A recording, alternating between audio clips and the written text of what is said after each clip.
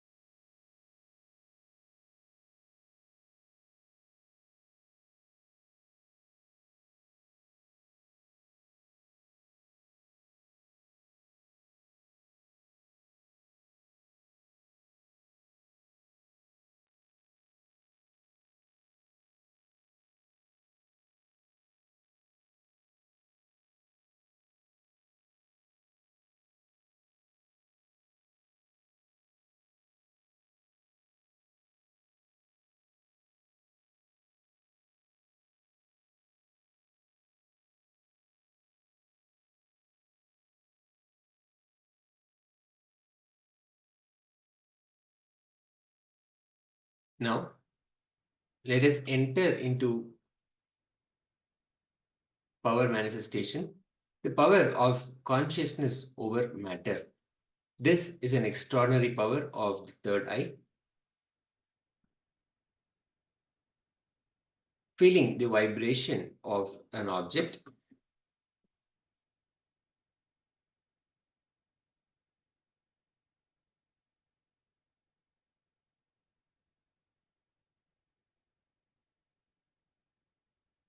this is a simple 4-step process.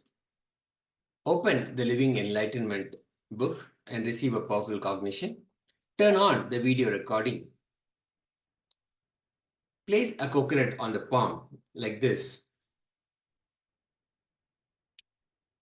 If you don't have a coconut, you can use a round object, preferably a vegetable or a fruit or a vegetable that you have handy, and keep it on the palm. Make sure that the palm is flat and straight. Now, declare, Paramashiva, only you manifest through me.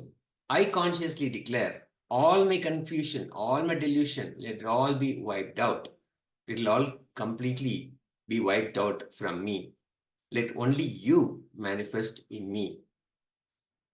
With that clear declaration, declare that the coconut will vibrate. And as you have the video open, a video recording of the whole manifestation, verbalize what is happening. If you sense any movement, any vibration, anything at all that is going on, or if nothing goes on also, whatever it is, verbalize it so that it gets recorded. It will be a beautiful record of your manifestation.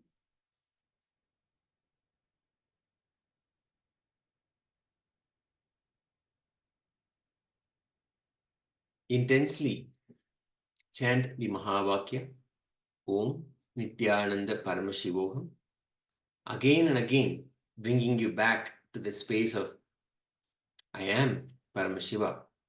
Only He manifests through you. All the confusions and delusions, let it all become completely wiped out of you.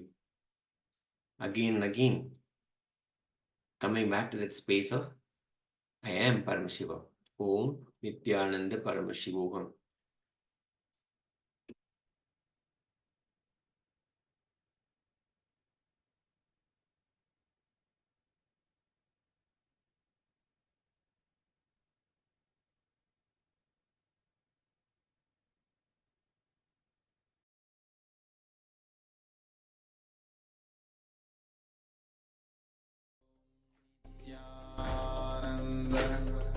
Paramashivoham. Om Nityananda Paramashivoham. Om Nityananda Paramashivoham. Om Nityananda Paramashivoham. Paramashivoham. Om Nityananda Paramashivoham. Om Nityananda Paramashivoham. Om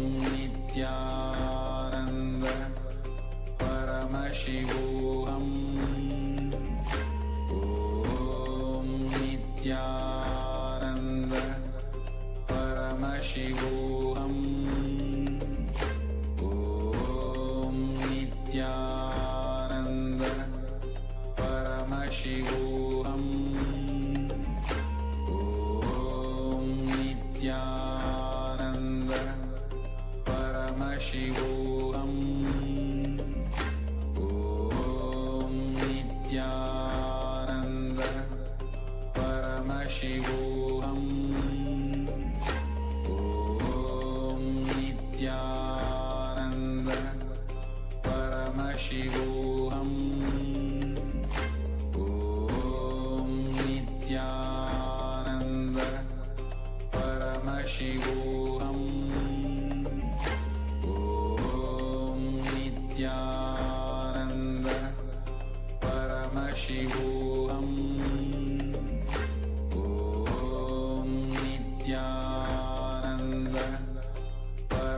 Paramashivoham Om Nityananda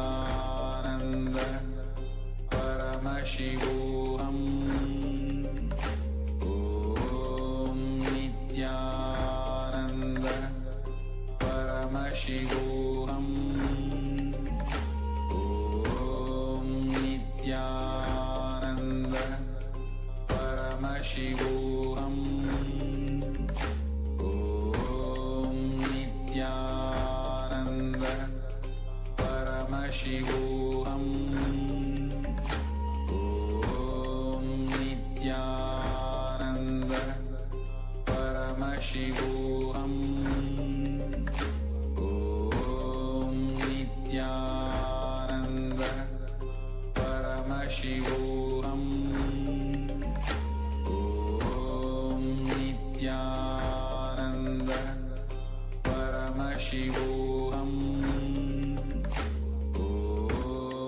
Nityananda Paramashivoham Om Nityananda Paramashivoham Om Nityananda Paramashivoham Om Nityananda Paramashivoham Om Nityananda Paramashivoham Om Nityananda Paramashivoham Om Nityananda Paramashivoham Om Nityananda Paramashivoham. Now, share your video of your experience with manifestation of consciousness over matter, how it was when you actually attempted, when you manifested this power, what really happened. You can share with us either in Zoom, if you are joined in Zoom, in the Zoom chat, and if you are joining us through YouTube, you can put a comment there. And please be sure to post your video of manifestation and place the hashtag Kailasa, hashtag Nityananda, and hashtag Paramashivoham, and share it with all the social media platforms that you have. It'll be a beautiful record of your journey through power manifestation. With that, let's enter into the next session.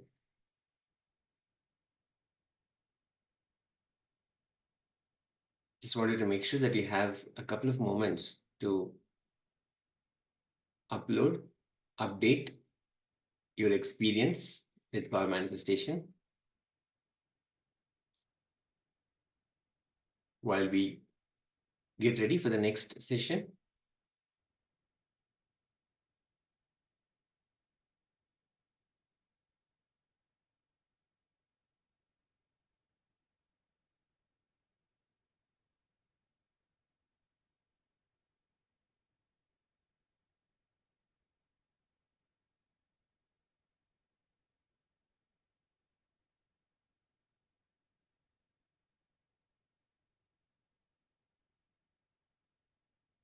Let us now enter into the next session. Introduction to Hinduism. Let's first listen to the Supreme Pontiff of Hinduism, Bhagavan Sri Nityananda Paramashivam. Give us the correct understanding, the right understanding about the Hindu knowledge transmission system. Let us watch.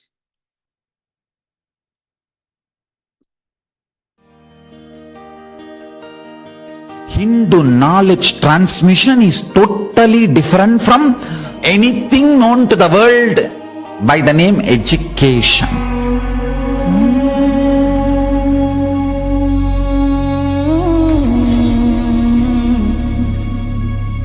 What Paramashiva shared with me, it was like intense cosmic downloading happening. One day, I was looking at him so deeply. Literally, everything he was revealing was getting into my system. So deep, like if he utters one word, like a condensed 1 petabyte material, information will be transferred into my system. Listen. The words he uttered and the quantity and quality of the information transmitted was unimaginable. Every word he was uttering, petabytes of information was getting transmitted into my system. The system was getting loaded. When we say Dakshinamurti teaches in silence, it is not that he never utters a word, but the number of words uttered and the quantity and quality of the knowledge, information transmitted does not logically connect or equate, rationally inexplicable. This is unique knowledge transmission method of Sanatana Hindu Dharma. You cannot use the word education for this, no. That is why we cannot say Nityananda Hindu University is reviving Hindu education system. No, it is reviving Hindu knowledge transmission system.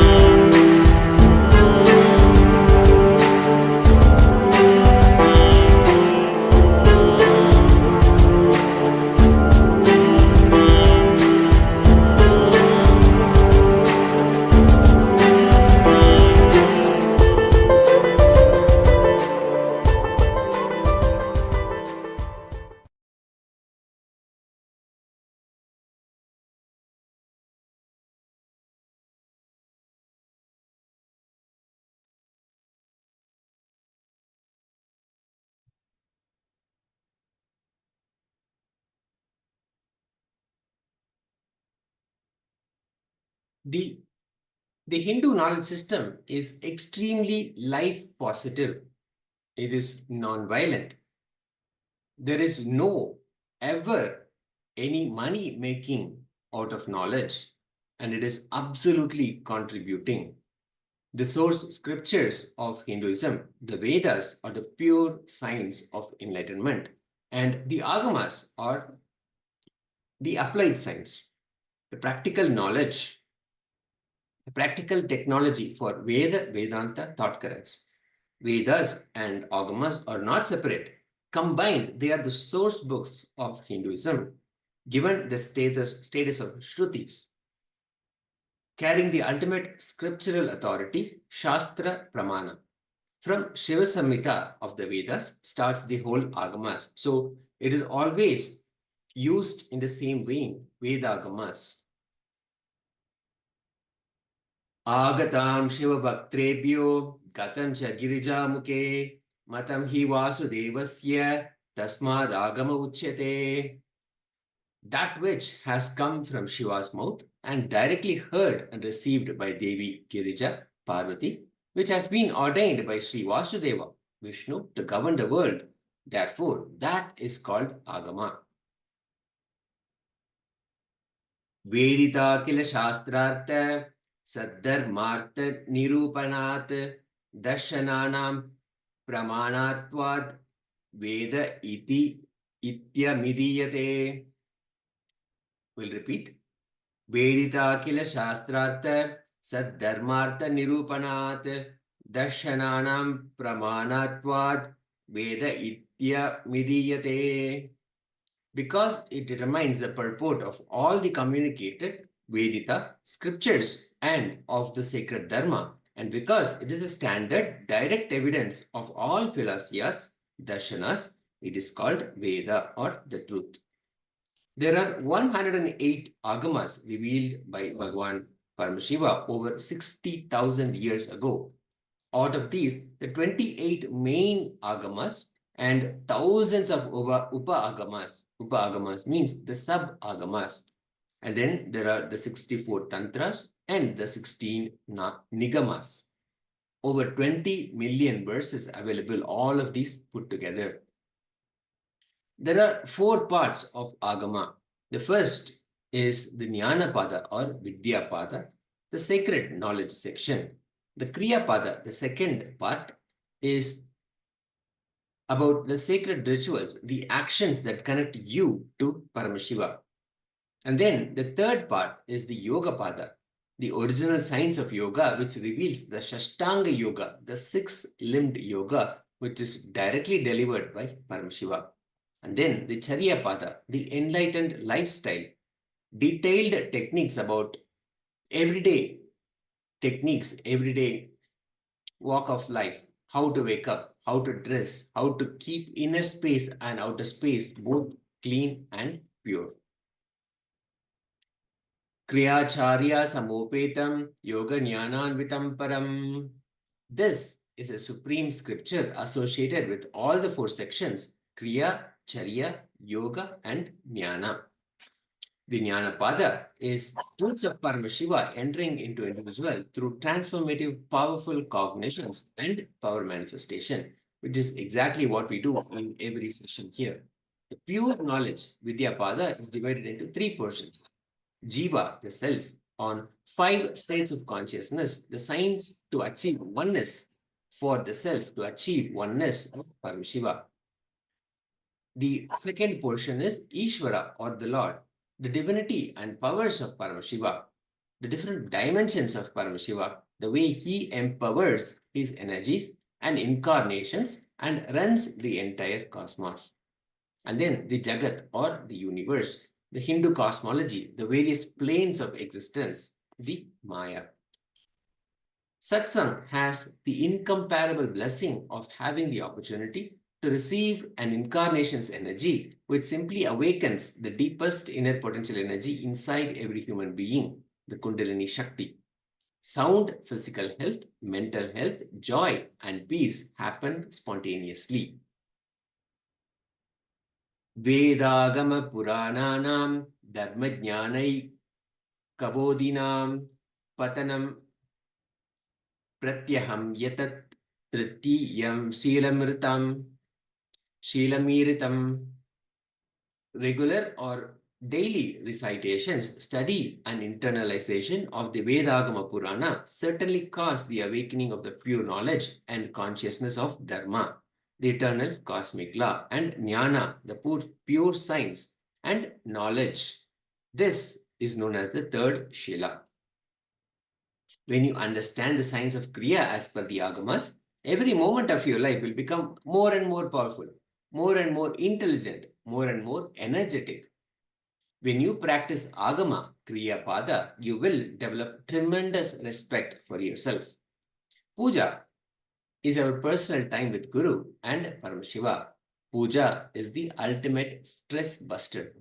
Guru Puja and Shiva Puja is a nectarine space to connect and experience Paramashivatva, oneness with the Guru, the embodiment of cosmic consciousness. Vande Guru Padadvandvam Van Manaschitta Gocharam Shweta Rakta Prabha Binnam Shiva Shaktyatmakam Param. I worship the Guru's 2 feet, which are within the reach of speech, thought, and contemplation, and which have different lusters, the white and red representing Shiva and Shakti. From a very young age, the Supreme Pontiff of Hinduism, Bhagavan Nityananda Paramashivam, has been engaged in puja. The earliest available photos are dating back to such a young age where he is completely immersed in puja and worship. Yoga is a science which makes the divine to connect with you. Strong cognitions exploding into systems and changing your whole brain's alchemy, putting you in the space beyond any description, is yoga. That ecstasy builds the whole new body. Yoga, as per the Agama, is experiencing union, oneness with oneness itself. Padatis which are manuals on Yoga Pada, are revealed in the form of Nityananda Yoga Padati, Prathama Vinyasa Krama, which has the 108 asana sequence, which you will all be practicing during the Paramashivoham program every day just before the start of the program. This Prathama Vinyasa Krama, the Yoga Pada, has 12 components: asana, pranayama, mudra, bandha, dharana, japa, parayana, karana, abarana, mandala, aushada, and weightlifting. It is specially designed to write our muscle memories as per the sankalpa, the declaration taken before starting the session. The Atma Pramana for the experience of the Supreme Pontiff of Hinduism, Bhagavan Nityananda Paramashivam, how he experienced the Yoga Pada. At the age of 3, the young avatar was recognized by his yoga guru, Yogiraj Yogananda Puri, also named Raghupati Yogi, chosen to play the delightful role of guru in the life of the avatar in Tiruvannamalai, the avatar's birthplace.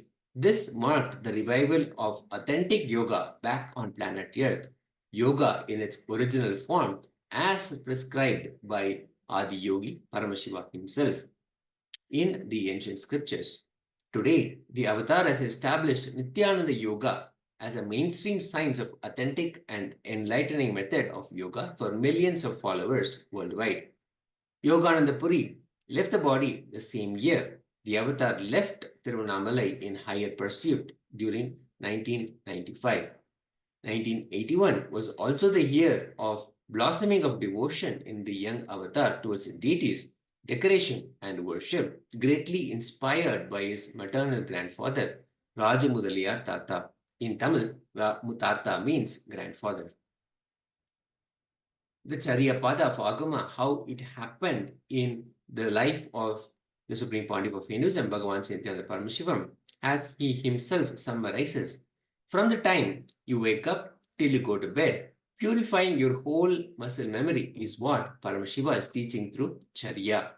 This is centered around lifestyle, personal hygiene, and keeping your inner space clean. Charya Pada details daily religious observance, which is puja and satsang, the right contact, the Guru-Shishya relationship, community life, house design, and even town planning.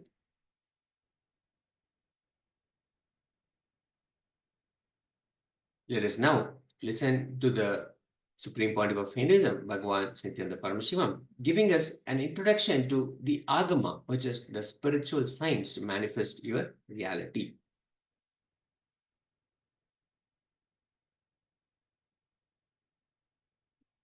Nityanandeshvara Samarambam Nityanandeshvari Madhyamam Asmadacharya Parayantam Vande Guru Paramparam.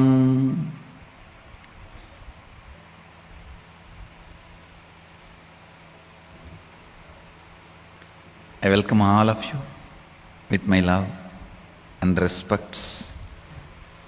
I think it will take few more days for me to start on Kena Upanishad because I am so much full of Kumbh Mela.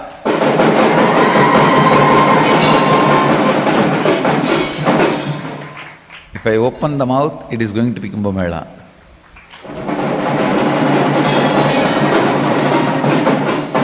It's all going to be Kumbh Mela, Kumbh Mela, Kumbh Mela. My body is getting ready, getting prepared to initiate the 70 powers of Shivagamas.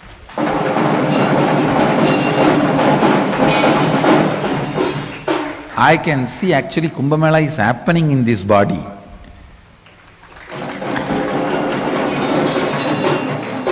I think the Amrita Kalasha is going to come out from this body only and Kumbh Mela is going to happen there.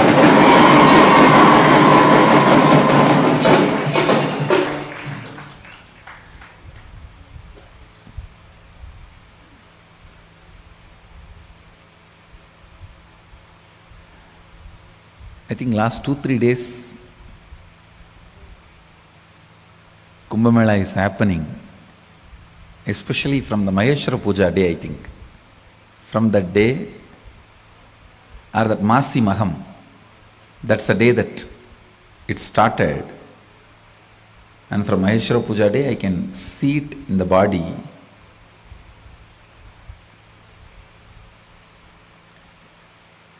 Even the way I handle things, I am seeing so much of love, energy, care, that mood of initiation, Mahadeva's mood of initiation, Dakshinamurti's mood.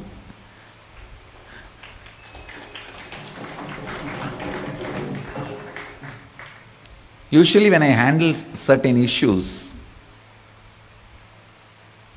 the weakness of human beings or interpersonal relationship issues among the disciples, it will always be Kalabhairava. Now I am seeing it is becoming Dakshinamurti. And I think Mahadeva is preparing for Kumbh Mela.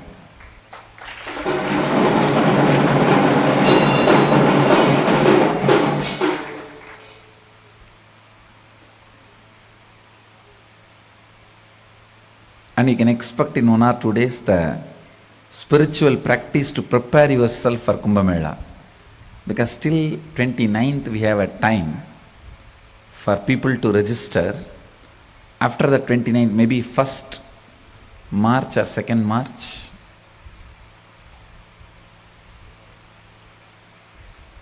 First March or the 2nd March, I'll give you the meditation, the exact meditation technique.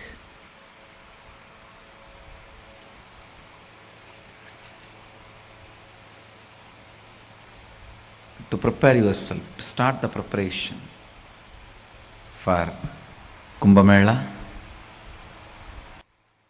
I'll give you the structure of the whole Shuddhadvaitam process which is getting downloaded. Mahadeva describes this 4 component beautifully. Charya, Kirya, Yoga, Jnana. Charya means lifestyle. It starts from the personal hygiene, keeping the place clean and keeping your inner space clean. Everything put together is Charya. Lifestyle. How you should wake up, how you should brush your teeth, wash yourself, take bath.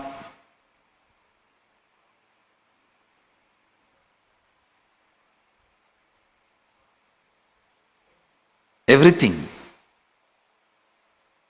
From the time you wake up to till you go to bed. Purifying your whole muscle memory is what Mahadeva is teaching through Charya. Kriya means the spiritual process.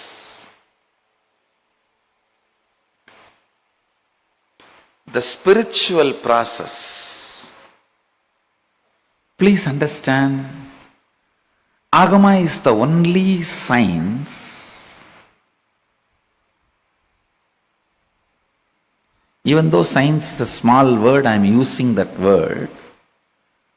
Agama is the only spiritual inner science to manifest anything you want as reality.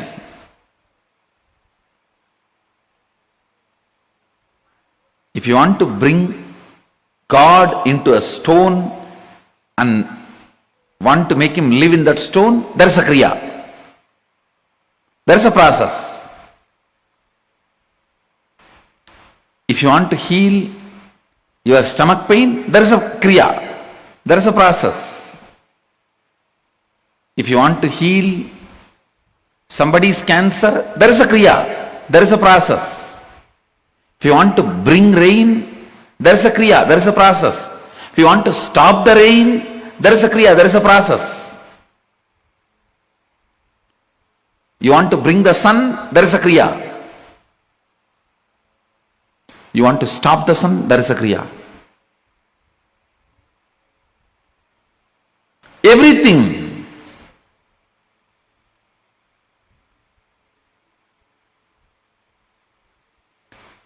Everything. You can achieve it through the certain kriyas, processes. You may not do all the kriyas, but knowing that science and few kriyas helps you to manifest the reality as you wanted. To manifest the reality as you wanted.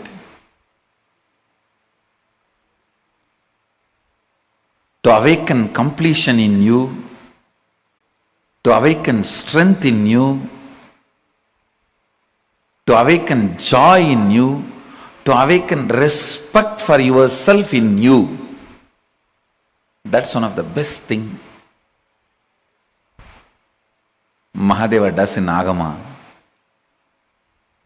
He helps you to manifest so many wonderful powers. Anybody who practices Agama develops tremendous respect for themselves, about themselves. It's not ego. Ego will always be based on powerlessness. Respect will be always, self-respect will always be based on powerfulness.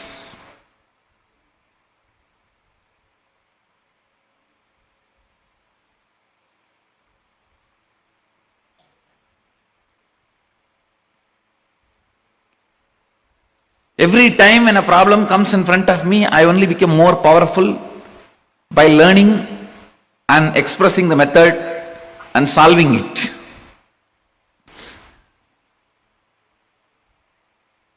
Understand? Self-respect for yourself is never an ego. Mahadeva does that to you when you practice Agama. The lifestyle of Shuddha-Advaitam. That is why my ashram is the greatest training ground for me. I get trained by my disciples because they invent, say, you bring any problem, I can invent solution. I bring any solution, my disciples can invent problem and out of it. And it's amazing training ground for me.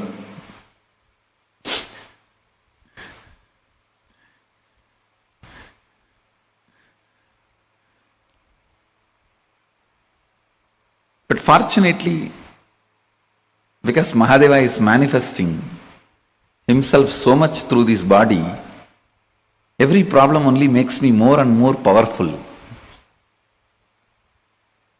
Because now I have one more methodology to solve the issues. One more way of solving the problems. It only makes me more and more powerful.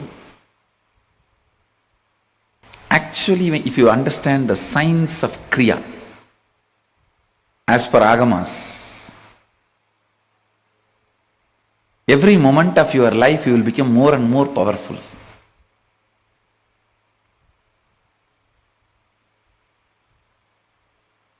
You will become more and more intelligent, more and more energetic. Science of Kriya.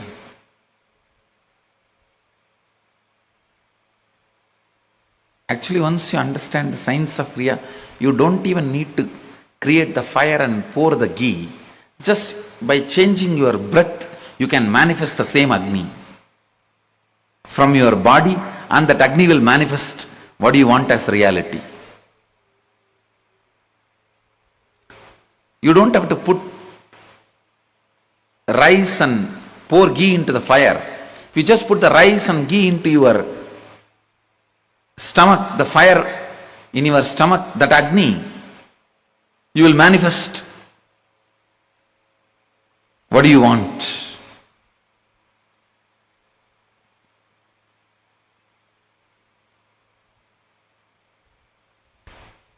Whatever you want. Your eating can become a spiritual practice to manifest what do you want. Yoga, as per Agama, is experiencing union, oneness with oneness itself. Understand? Patanjali's definition of yoga is yogaha chitta vritti nirodhaha. Cessation of the mind is yoga. But Mahadeva's description about yoga, you need to know Mahadeva does not prescribe, propose mind control anywhere in the whole Agama. No. He doesn't say thoughtlessness is yoga. No. He says thoughts are too superficial. Don't be controlling or playing or fighting with it. They have no meaning. Why do you want to fight, play, spend time with something which is meaningless, which has no meaning, which is meaningless? Mahadeva's definition about yoga is experiencing oneness with oneness itself. Union with oneness itself is yoga. When you understand that science, you will see the life in different dimension. Jnana. Mahadeva's definition about jnana is enlightened about everything that exists is jnana. Union with oneness itself is yoga. Enlightened about everything exists is jnana. Charya, kriya, yoga and jnana. Lifestyle, processes, union and enlightenment. All these four you will experience, experientially internalize in Kumbh Mela through the 70 various initiations.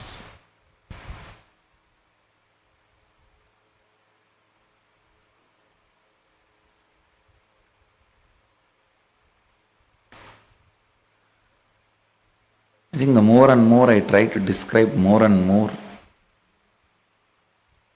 I'm stuck for words.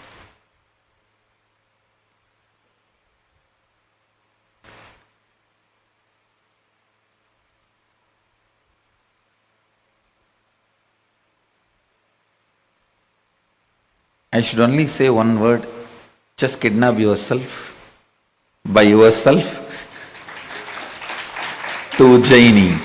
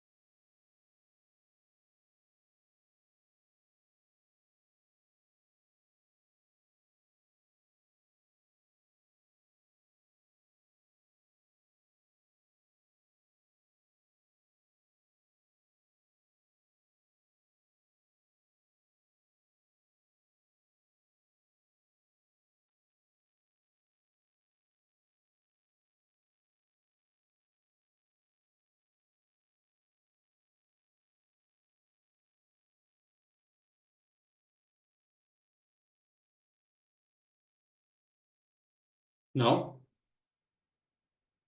we have heard directly from Supreme Body of Hinduism about this Jnanapada, Yogapada, Kriyapada, and Charyapada. When Paramashiva reflects on you, in the brain, he reflects as Jnanapada, knowledge and cognitions. In the body, he reflects as Yogapada, yogic alignment. In your emotion, he expresses as Kriyapada, the feeling connection. In the lifestyle, he expresses as Charyapada. Now, we are going to see the detoxification method, how to live all four in our lifestyle. Further, detoxification is important. What does detoxification do for you? Detoxification is not just removing unnecessary toxins from your system. In course of time, these toxins become independent intelligence. Do not allow your whole system to flow with the reality you are supposed to function. How much ever you psychologically decide and charge you up, your body just goes like a puncture tire. To break this vicious circle, and one more thing, see, 10 times when you are charged up and collapse, you lose confidence on you. That is the sad part. Nothing else is a sad part. The sad part is you losing confidence on you. Then you associate yourself with the parasites instead of you.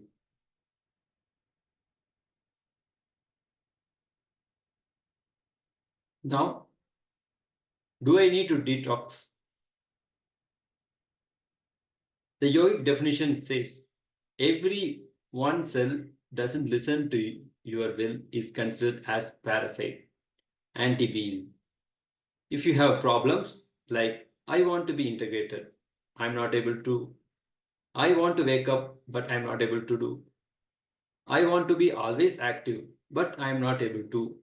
Be very clear, your system has toxins and toxic parasites. Understand, if you are a non-vegetarian lifestyle person, even 5 years before, you can be sure you need detoxification. Almost all human beings in the modern day has some form of toxification and parasites inside the system. Now, let's see how to do detoxifying. Here, Supreme Body of Hinduism gives the solution to have neem juice. Neem juice removes all the parasites from your biomemory, muscle memory, which triggers lusty fantasy visualization, manifests as intense devotion, most sweetest sacred sentiment. You can consume neem juice concentrated 100 ml or diluted quantity of 200 ml. If you feel you can't drink the whole thing at a time, don't worry. Maybe you can take half in the morning, half in the evening. That's also okay. You can also boil 4 to 5 neem leaves or take quarter spoon of neem powder in 1 cup of water. And you can consume it. Now, with this detoxification method, it cleanses our body and it helps us to live this lifestyle, Charyapada, Jnanapada, Yogapada.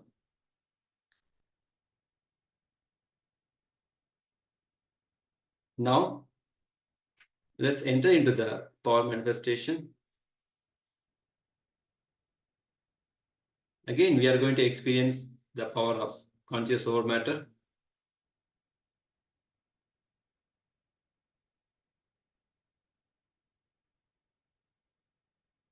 Just prepare yourself.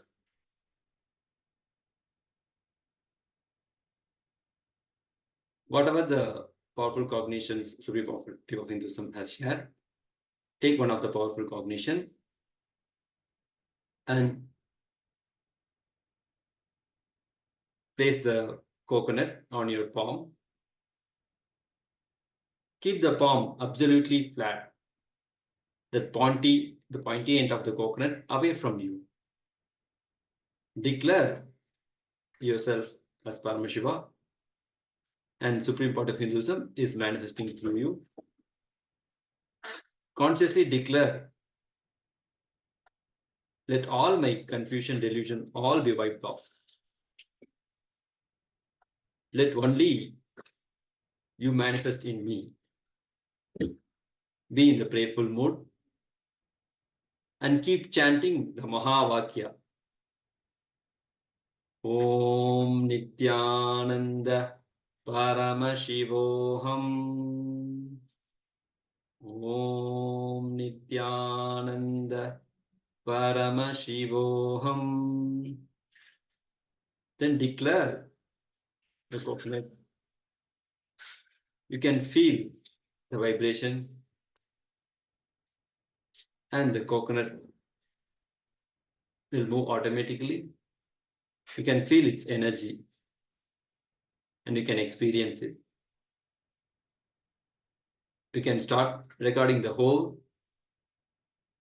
power manifestation, and finally you can share it with all.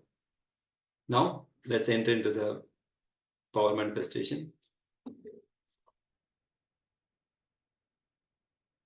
Please sit straight with your head, neck, and spine straight.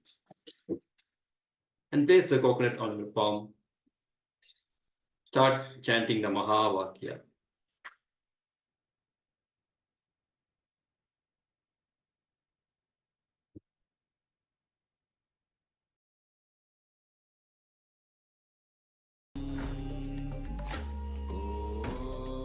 Nityananda Paramashivoham.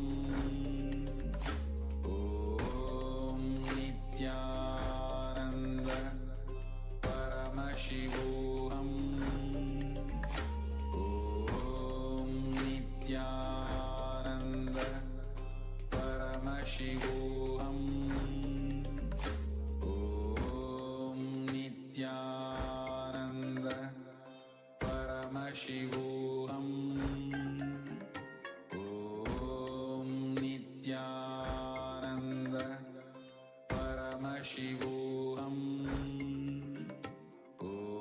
Om Nityananda Paramashivoham. Om Nityananda Paramashivoham. Om Nityananda Paramashivoham. Om Nityananda Paramashivoham. Om Nityananda Paramashivoham. Om Nityananda Paramashivoham. Om Nityananda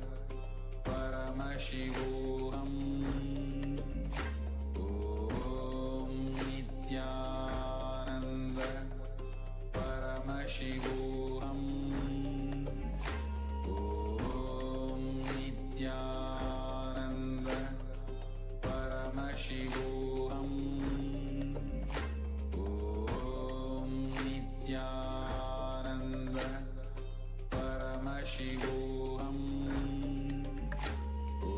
Om Nityananda Paramashivoham. Om Nityananda Paramashivoham. Om Nityananda Paramashivoham. Om Nityananda Paramashivoham.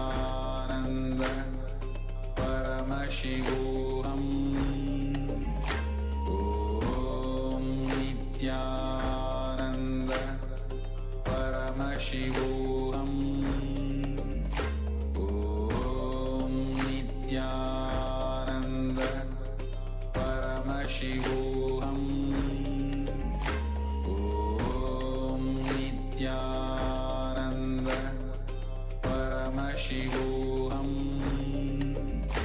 Om Nityananda Paramashivoham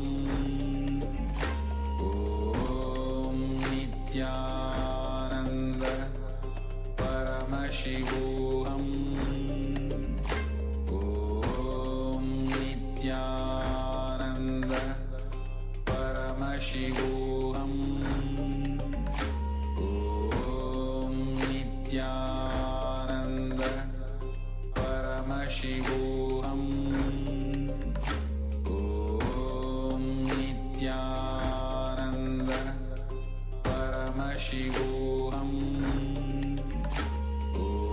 Om Nityananda Paramashivoham Om Nityananda Paramashivoham Om Nityananda Paramashivoham Om Nityananda Paramashivoham Om Nityananda Paramashivoham Om Nityananda Paramashivoham Om Nityananda.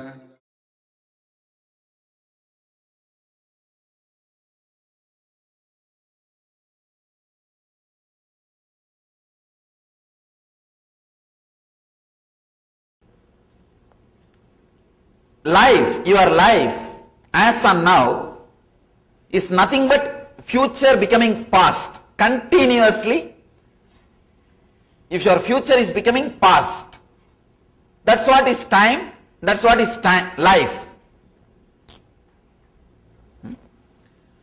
Future is just disappearing into past. And the space where the future and past meets, that point is what we call present, this moment. Understand? Constantly your future is disappearing into past. Maybe I can call this as a time shaft. Time is like a shaft, constantly rotating and disappearing into the past. Future is disappearing into past. The point where this future and the past meets is the present moment. Your mind is nothing but jumping between what you know as a life is your mind. Your mind is nothing but jumping between this past and future, constantly jumping between this past and the future. Am I right? You can't have even a single thought if you are in the present moment. Understand? You can't have a single thought if you are in the present moment. Thought means jumping from past to future, future to past.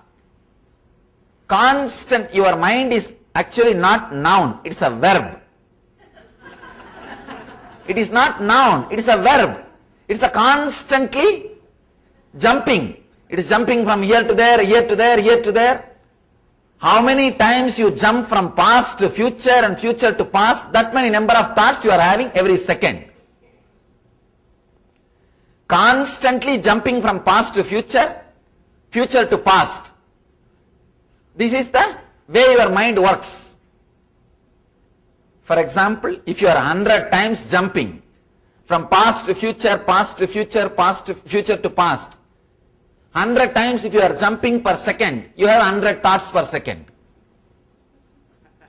But it's not 100, I'm just assuming it may be few thousands. Because 100 is too small, few thousands at least. Constantly jumping between past to future, future to past is what we call thoughts. If you are jumping past to future, future to past, 100 times per second, I am just taking as an example, 100 times per second, we may call it as a 100 TPS, thoughts per second. 100 thoughts per second, TPS. You see, if you are in 100 TPS means you are away from the present moment. Am I right? You are far away from the present moment. Just jumping, constantly jumping. I think you know what I mean by constantly jumping. If you just try to sit in meditation, that time suddenly you will see whole Bandora box is opening. Everything is coming out. What all you don't want to remember, everything will be there in the front. Anything you say no, it will take revenge on you. That is the basic nature. Anything you try to exclude, that will be there first. In the front.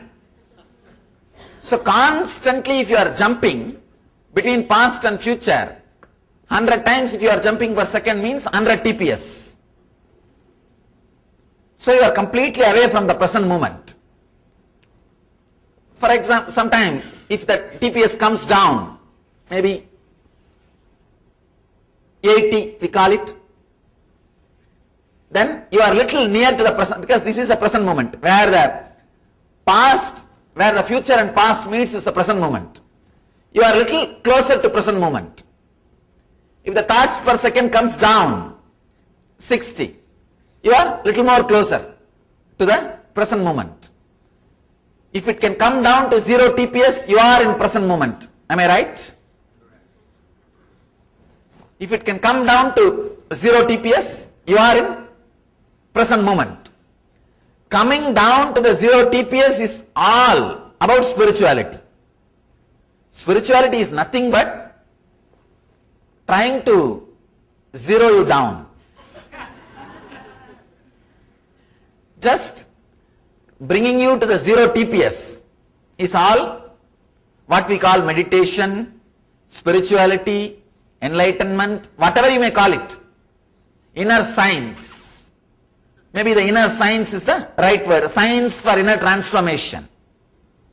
That's all. One more thing. When your TPS is too high, you will neither be clear about your past or future, because you are seeing the past or future from distant, and you are constantly busy in jumping to the other corner, other side. When you are in the past, already you are thinking of the next step. For example, morning when you are out of your bed and when you start brushing, already you are thinking about your office. If you are sitting in the office, already you are thinking about evening beach. If you are sitting in the beach, already you are planning about going back to the home. If you are sitting in the home, you are already started planning about what to do next, tomorrow. So one thing is sure, if you are here, you are not here. If you are here, you are not here. We are very clear about it. The past and the future. Because you are too busy in jumping, we neither look into the past nor look into the future properly. If your TPS comes down, your vision towards the past and future will become more clear. Understand? Now it may look like a too big promise. If I say, if your TPS comes down, you will experience peace, you can believe.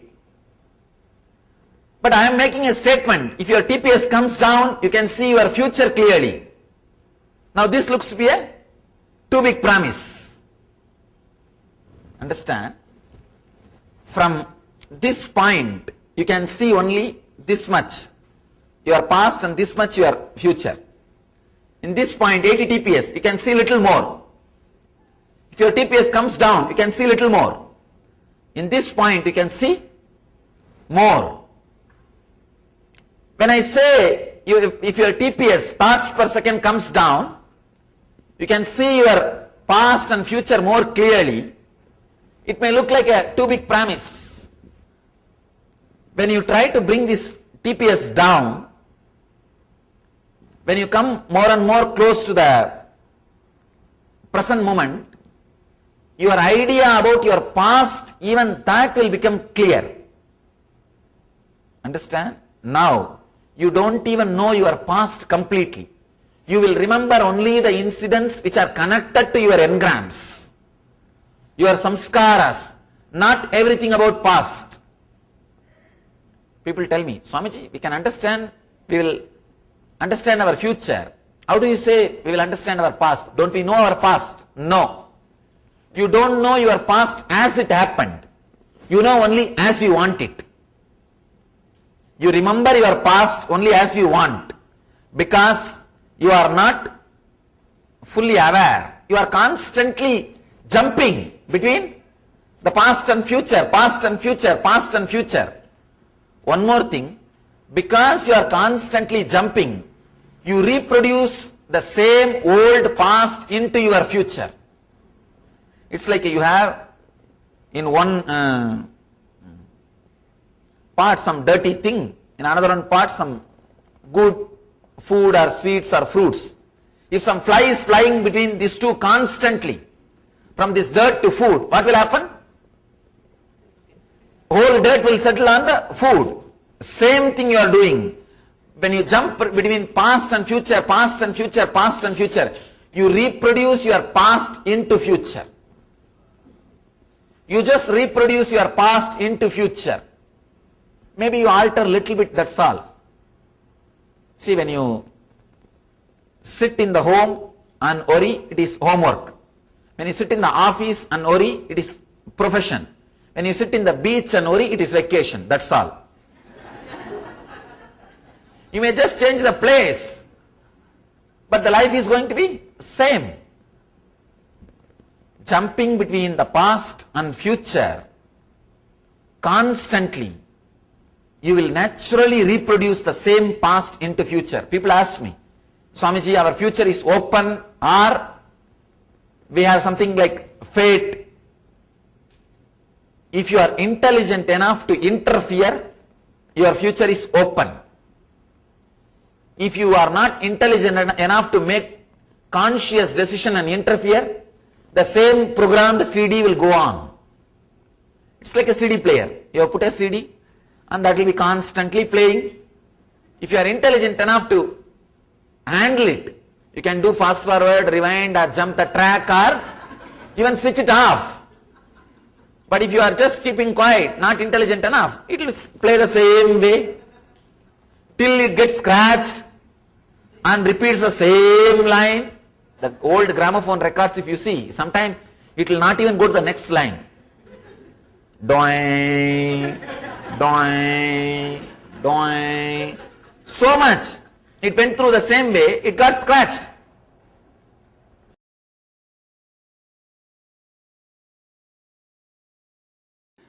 Just few lines. Listen to this few lines carefully. 1. Try to remember the earliest, as far as your memory goes, the earliest first time you felt powerless, either by fear or guilt or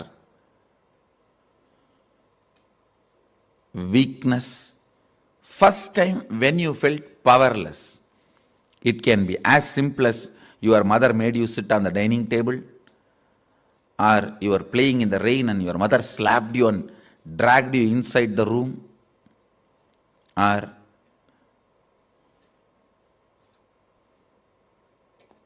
just a stone thrown by your friend or your brother has hit you. It can be as simple as this, or your sister snatching the ice cream. Now usually sisters don't snatch, only brothers snatch. Now I have seen. Sister is the best relationship. I grew up in large family. Sister is the best relationship. It can be as simple as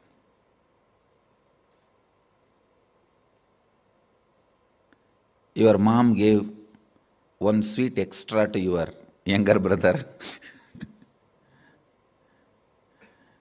Your dad gave one cloth or jewel extra to your younger sister. It can be anything. First time when you felt powerless, what was your inner image? Means, What did you tell about you to you? What was your outer image? How you showed you to others? How you reacted to that situation? And what was your life image? Means, how did you judge others or life at that moment? Listen, what was your inner image? What was your outer image?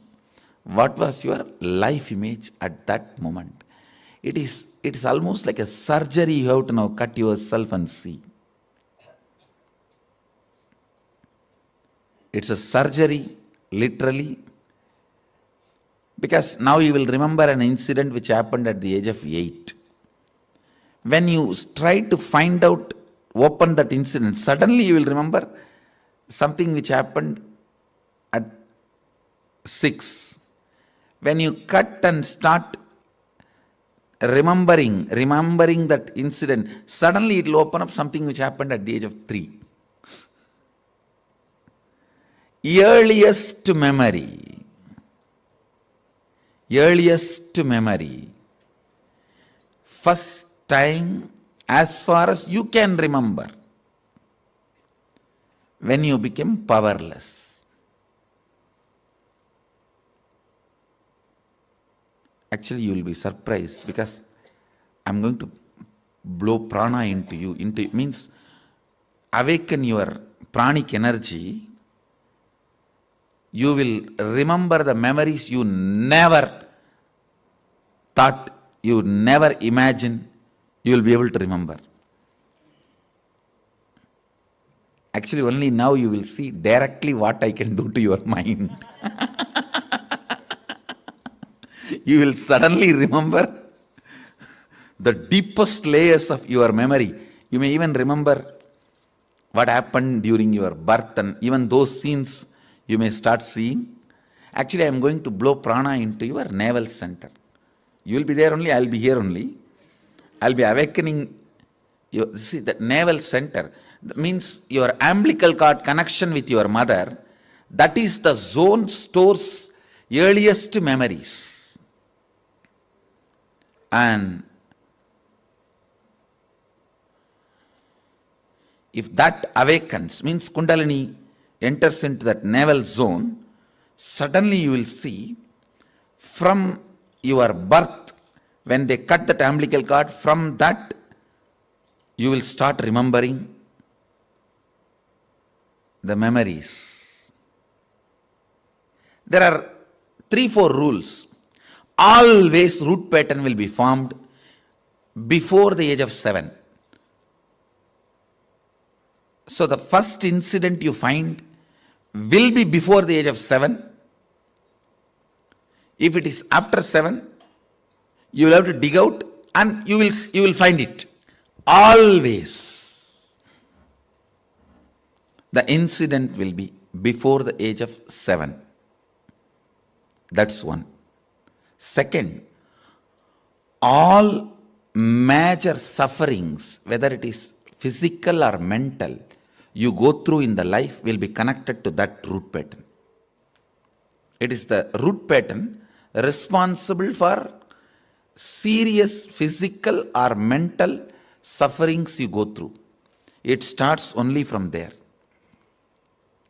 And blessed are those who complete with their root pattern when they are young or before it manifests as any serious disorder.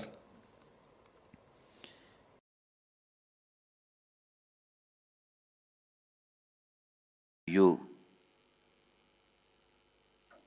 Completion is literally you reclaiming you into your life. I can go on and on.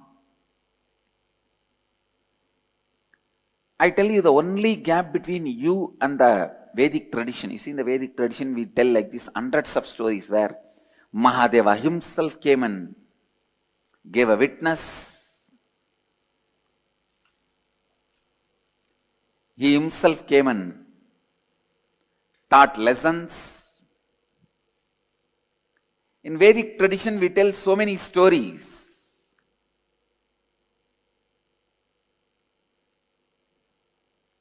Surely our masters are not liars.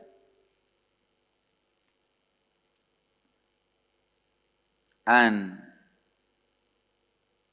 they are not the people with superstitions.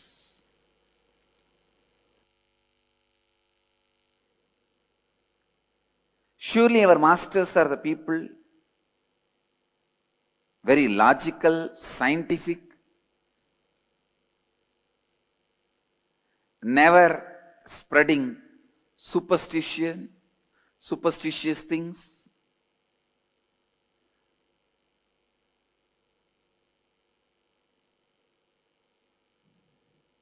But in the modern day, all these things are thought to be superstitiousness.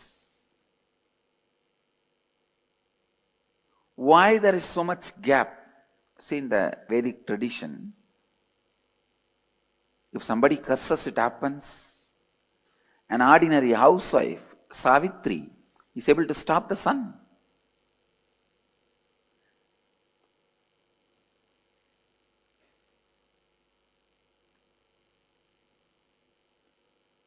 Why the gap? What is the gap between the life during the Vedic times and now? Why all that which happened at that time is not happening now?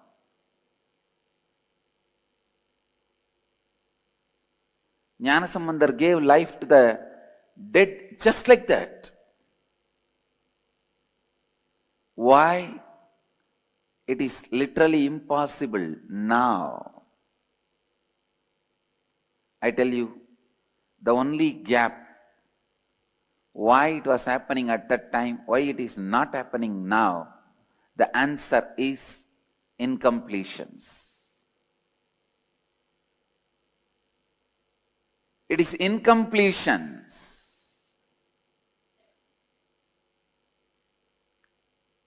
When you complete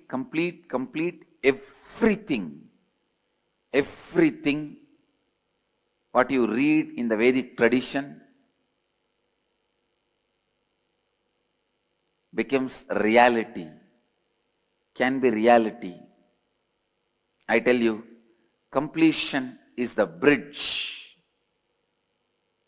to reach Vedic tradition, to reach the extraordinary powers, to experience extraordinary happenings in your life.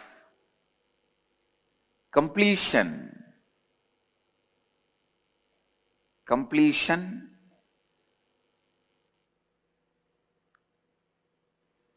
is life.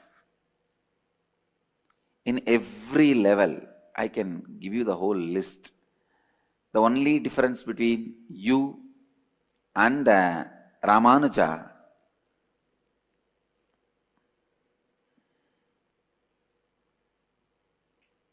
I'm talking about mathematician Srinivasa Ramanujam.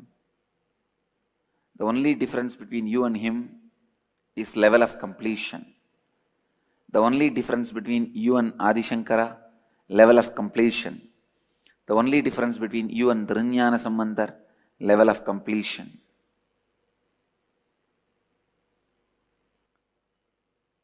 I tell you,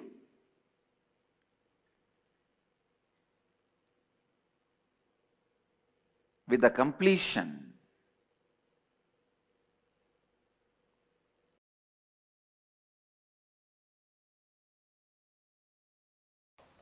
it is the definition of completion by Mahadeva. Sit. I am giving you the precise instruction from Mahadeva's definitions. Sit and decide that you are going to complete with some of these past incompletion and let your attention be on the whole incompletion being relived with the clear understanding of unclutching. Disidentify why that happened, because it has happened. With that understanding, why that happened, because that happened. Why you reacted the way you reacted, because you reacted the way you reacted. Why the action, because the action. Why the reaction, because the reaction. Any past incident has no valid, adequate reason to the present conscious cognition. Any past reason cannot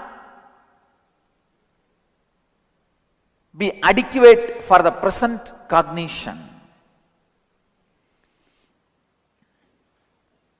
Any past incident has no reason or cause for why it happened the way it happened. It just happened the way it happened, and it did not happen the way it did not happen. That's all. With this clarity, relive, you will see the form you are able to remember in which the incompletion happened will melt down, will lose its power over you. That is the definition that completion has happened. The incompletions have melted down. Go on, go on, go on. Other than the form you are having this moment, you should not be able to remember any form of the past. Then you become formless. Om Nityananda Paramashivoham. Om Nityananda Paramashivoham. Om Nityananda Paramashivoham. Om Nityananda Paramashivoham. Om Nityananda Paramashivoham.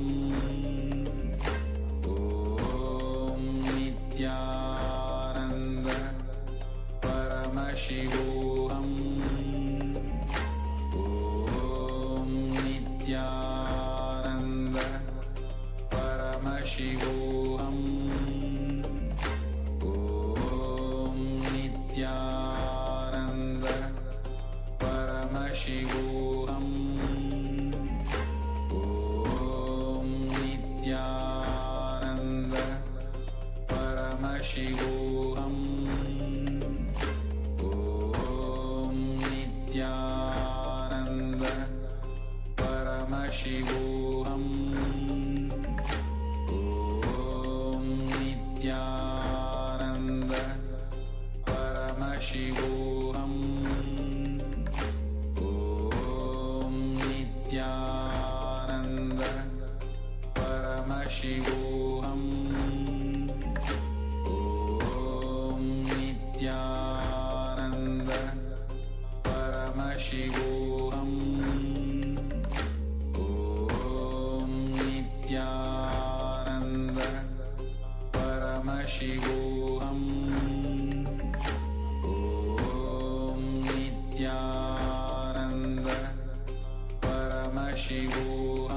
Paramashivoham. Om Nityananda Paramashivoham. Om Nityananda Paramashivoham. Om Nityananda Paramashivoham. Om Nityananda Paramashivoham. Om Nityananda Paramashivoham. Om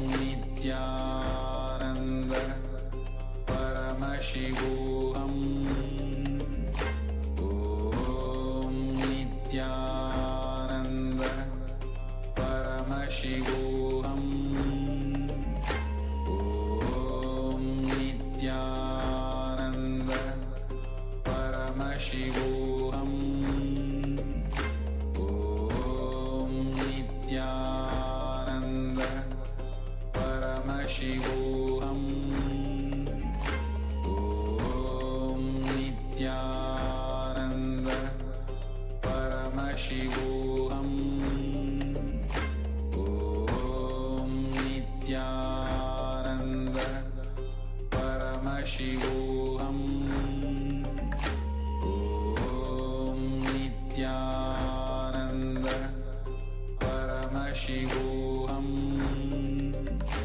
Om Nityananda Paramashivoham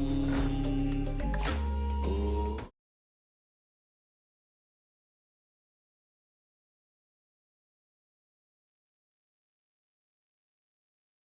Nityananda.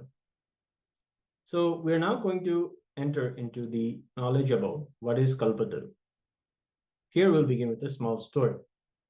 A man was traveling through the forest. He decided to rest under a tree. But he did not know that this tree was the Kalpataru, a wish-fulfilling tree. Whatever you wish will come true. While resting, he suddenly had a desire. How lovely would it be if someone brought me some food? He just thought, and in an instant, delicious food appeared before him. He then thought, I wish I had a cot to rest on. And immediately a comfortable cot appeared. He figured, oh God, whatever I think is instantly coming true. What will happen if I imagine a tiger coming and killing me? And then the tiger appeared and killed him. This is not just a story of some unknown man. That man is you, and that man is all of us. We are all under this very Kalpataru tree. Whatever we think, the cosmos is working to make it happen. So the surprise is that you're the author of your life. You wrote it and you scripted it. Today, you will be experientially understanding that it is you who wrote it. Now, there is a good news and a bad news. The bad news is you are responsible for it, for all of it. The good news is that because you wrote it, you can rewrite it. You can always try to put responsibility for your life on others. We say, God made it. It is not by us. We don't have to do anything. It's like talking about the weather. Sip your tea and talk about the weather, since we don't do anything about it. Whether the weather can be changed or not, your life can be changed. This is a fact. If you know why you wrote what you wrote as your life, and when you wrote it, and how you wrote it, then you will simply know how to rewrite it. If you understand this, then we have understood the science of Kalpataru, the science of manifesting what you want and not manifesting what you do not want. You will be controlling your destiny on your own karma. So the first truth we need to understand is we are already empowered. Human beings are endowed with the energy to make what they want in their life as reality. Human beings are not sent as beggars to planet Earth. God is not a sadist. He doesn't say, go with empty hands, and every time you need a penny, come and beg me. Then I will decide whether to give you or not. No, he's neither a sadist nor a miserly father. He's a beautiful, graceful, amazing, showering, cosmic causes, auspicious energy. So understand, you are endowed with enough of Kundalini energy, the inner potential, raw energy to make what you want as reality. That is the first truth. The second truth is, because of your constant self-doubting, self-hatred, and self-denial, you forgot your life is nothing but possibilities. You started thinking your life is nothing but impossibilities.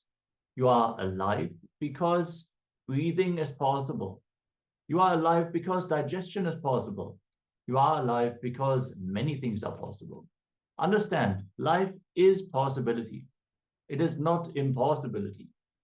The wrong belief, life is impossibility, is put inside you by the society, the unconscious society. Whether it is health or wealth or happy, blissful relationships, completion, peace in your personal life, enlightenment, whatever you want in your life, it is possible. This is not a personality development course. In personality development, we can develop existing personalities. After a personality development course, a beggar may imagine getting money from every person he begs. After this course, he has the possibility of becoming a millionaire. Now let us see how all this started. It started with our thoughts. Our entire world is made out of thoughts. Everything started as a thought. All your thoughts may not have come reality, but what is reality now started as a thought. First, our thoughts are seeds. Second, the thought patterns are like trees.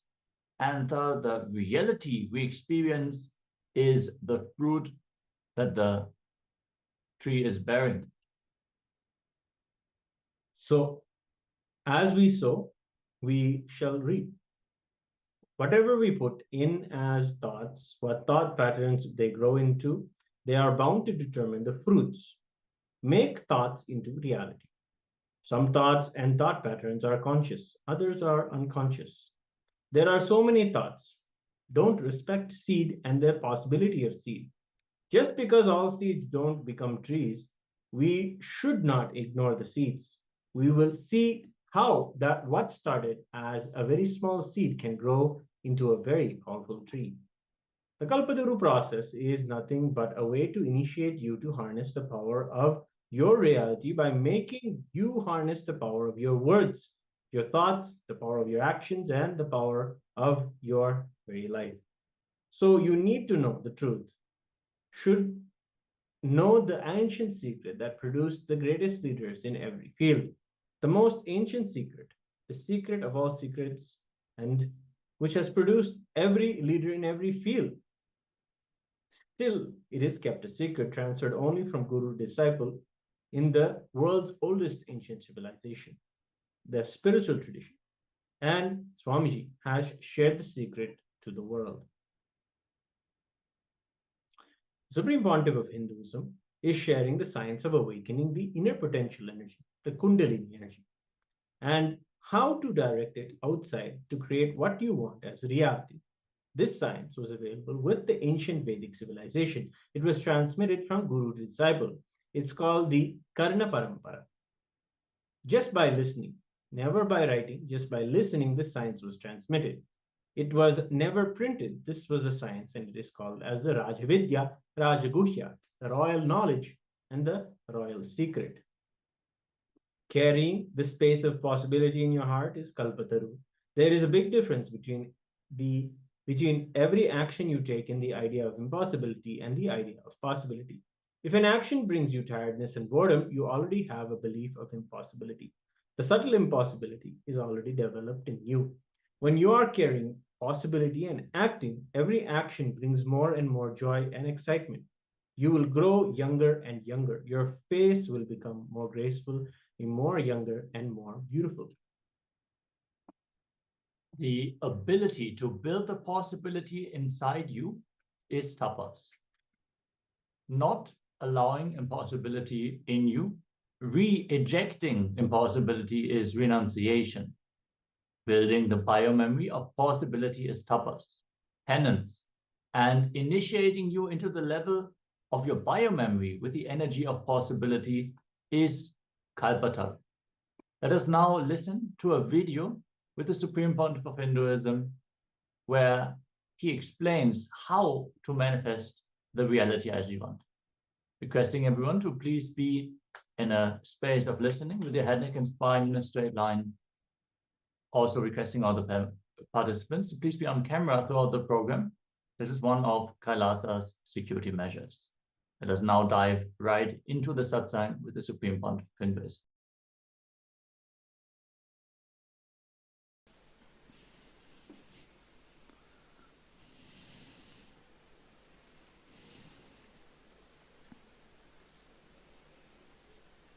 Let me introduce the program, Kalpataru. The word Kalpataru itself immediately awakens so many hopes, desires, thoughts, possibility.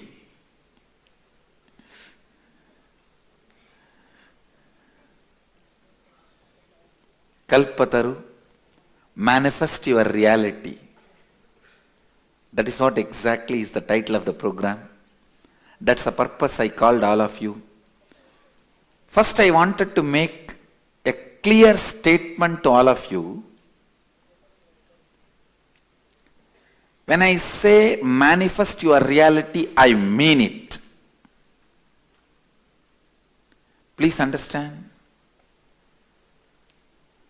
I am not talking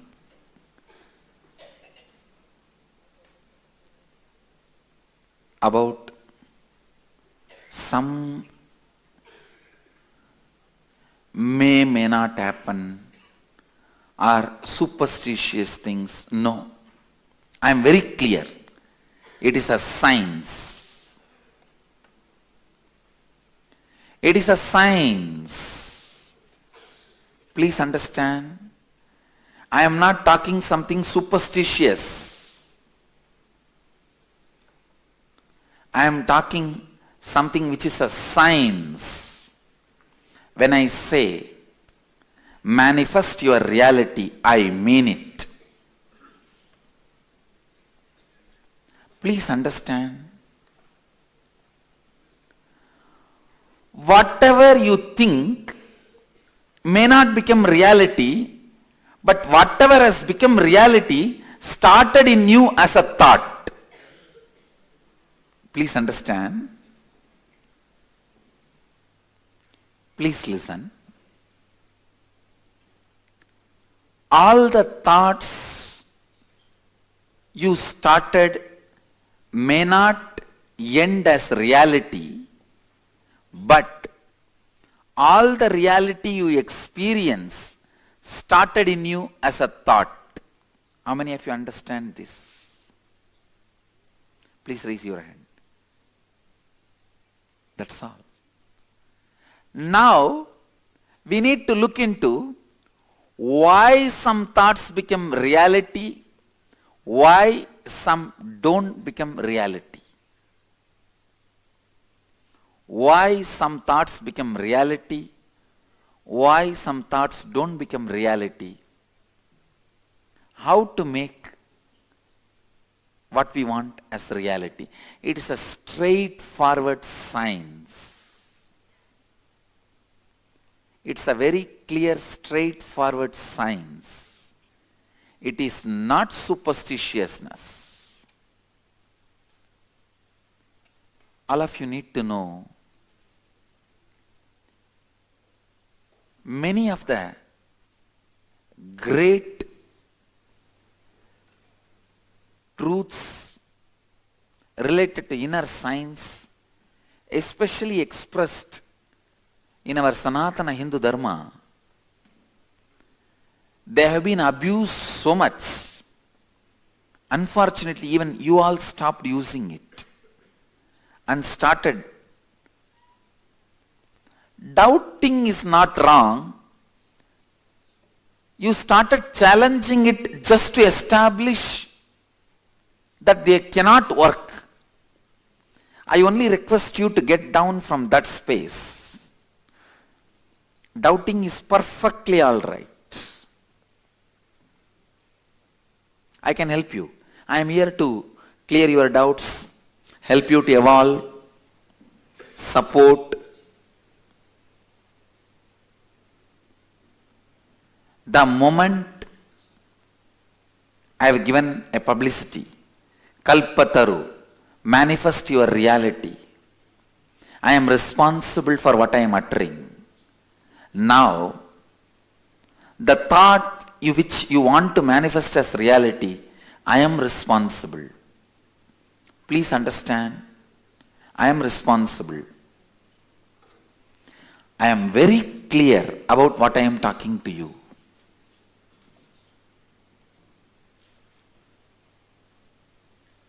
My only request, don't approach this science just to establish your supremacy, authority, by proving this science is wrong. Many times I have seen, when I say whatever the thought you create, it can be manifested into reality without even understanding the science, without even ready to go through that science. Immediately people jump and start screaming.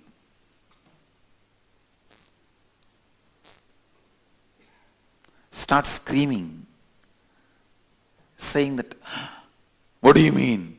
My thoughts can become reality. Now I wanted $100 million every month. Make it reality, come on. Means what?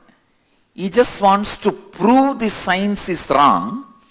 He is not interested in using the science. What? Will it become reality or what? How can it become reality? I want $100 million. Make it reality. See, when you come with that, you already carry the space, it is not going to become reality. So I am just going to give tatas too. And it will not become reality, that's all. And I am not here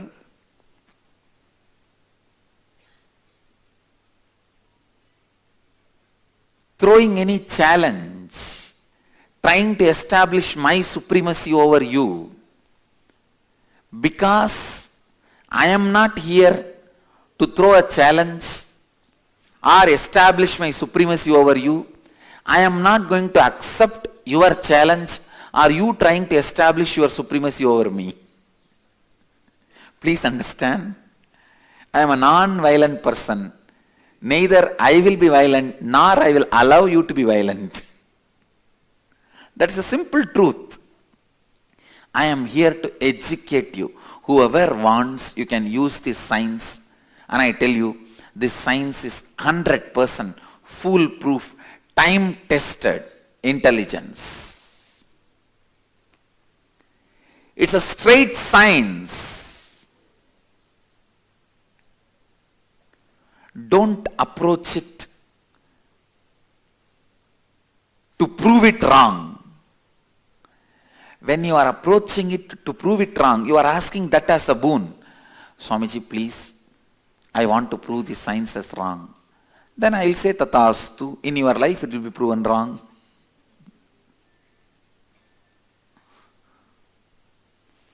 Approach the science to use it, to manifest what you want. Please understand. Whatever thought you created in you may not have become reality, but whatever has become reality in your life, it started as a thought in you. Why some thoughts have been chosen by you and manifested as reality? Why some thoughts have not been chosen by you and you have not manifested as reality? That's all I am going to teach you today whole day. That's all.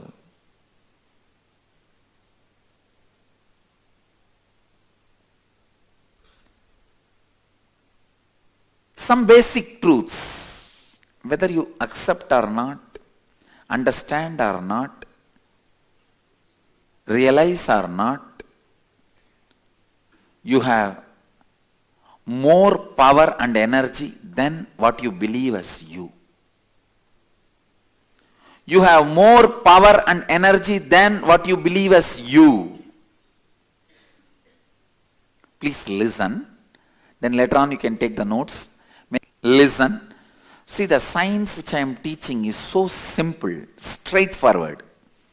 Even if you listen once, it will become part of you. So you don't even need to worry about taking notes, then going to your house and then trying to revise. No.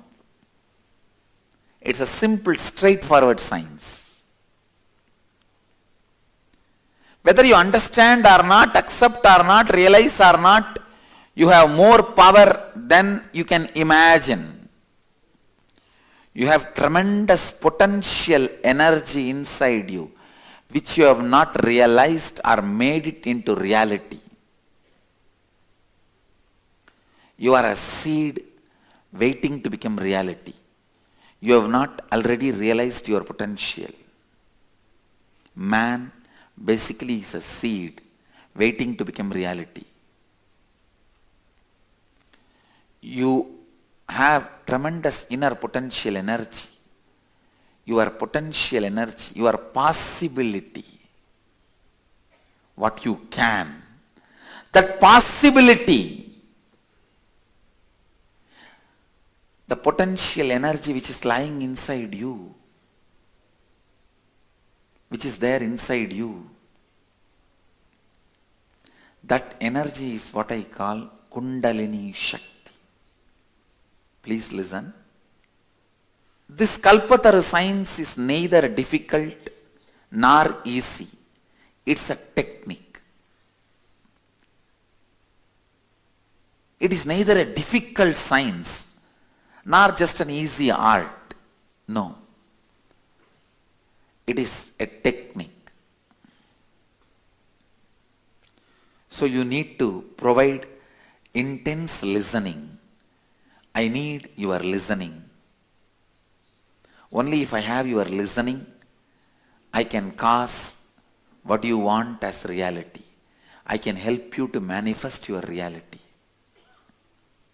So please, provide your listening. Even if you want to check out what I am teaching is right or wrong, true or false, you need to provide listening to me. So I request you to provide listening to me. First thing I want to tell you, the potential energy you carry is what I call Kundalini Shakti.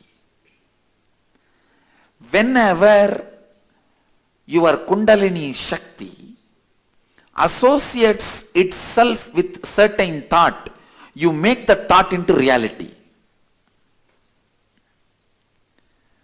When your Kundalini Shakti does not associate itself with any thought, you don't make the thought into reality. Listen. Please listen.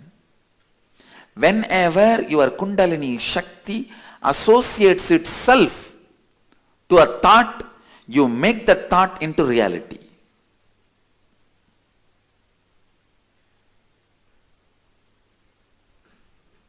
You need to know why you manifest some thoughts into reality, why you don't manifest. With whichever thought your Kundalini is associated, means your inner potential energy, if it pumps energy into the thought, that thought becomes simply reality in your life. And your whole effort gets automatically organized towards that thought. Even in the dream, you will be dreaming about that one thought. Your whole energy gets centered, focused, passionate about that thought.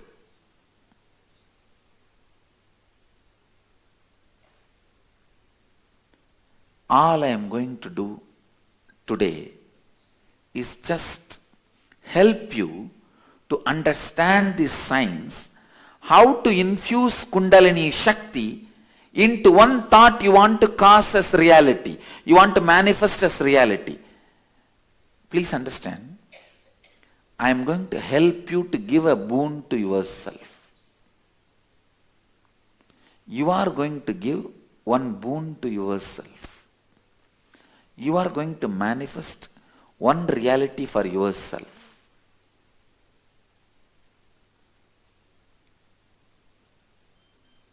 I am going to give you that science, step by step guide you into it, help you to do it. Final push, if you are stuck or struggling, pushing you to do it. That's all. That's all. Listen.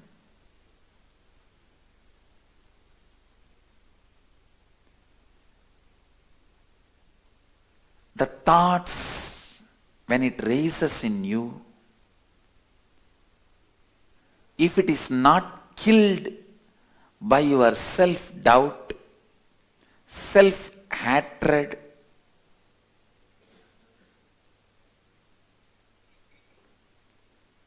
self-denial,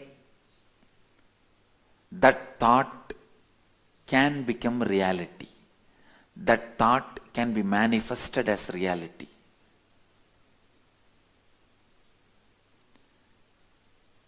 Today we are going to make one thought, manifest one thought into reality. Please understand. It can be anything. It can be related to your health or wealth or relationships, enlightenment, contentment, fulfillment, completion, whatever it can be. Please understand, I am not over promising. I am not overselling. Understand?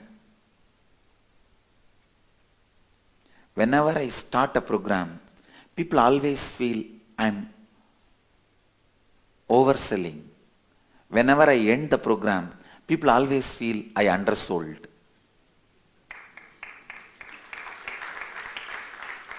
Understand?